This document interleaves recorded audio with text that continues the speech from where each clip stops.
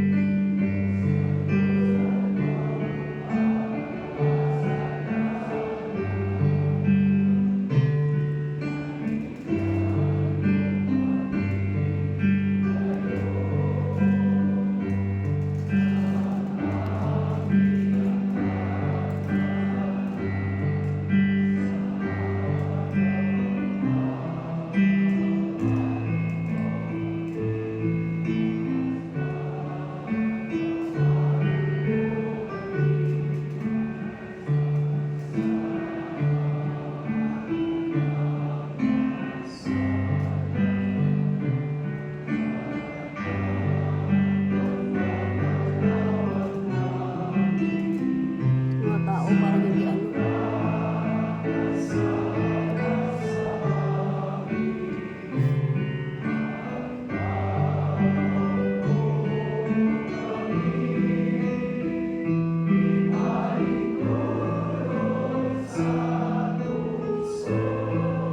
May drone niya, ang kita mo rin.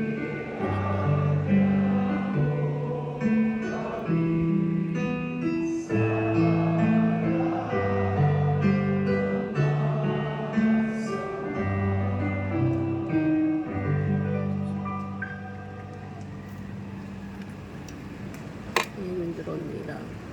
Bilang pagbibigay pugay sa ating mahal na ina ng Quiapo, ang Nuestra Señora del Carmen de San Sebastian, atin din pong kantahin ng sabay-sabay ang Abagiloong Maria.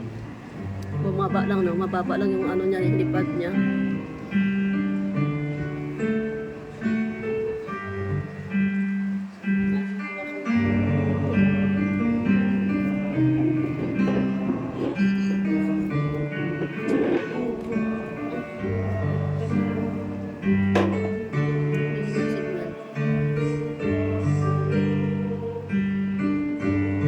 Tinutok niya yung ano, yung drone niya sa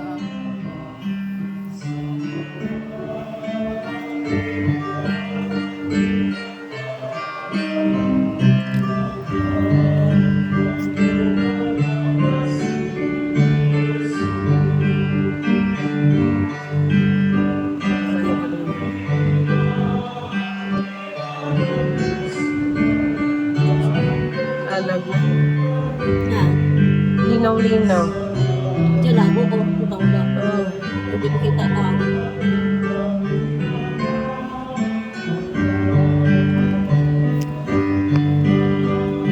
Ay.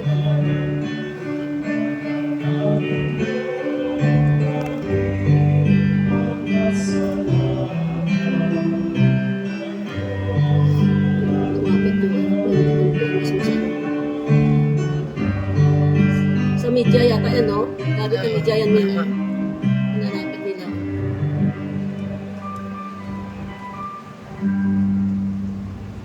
Magandang umaga po sa inyo lahat. Palapakan po natin ang mahal po ng Nazareno. At ang kanyang minamahal na ina, ang mahal na Birhen Maria. Diyan ka nga, nay na. Oo.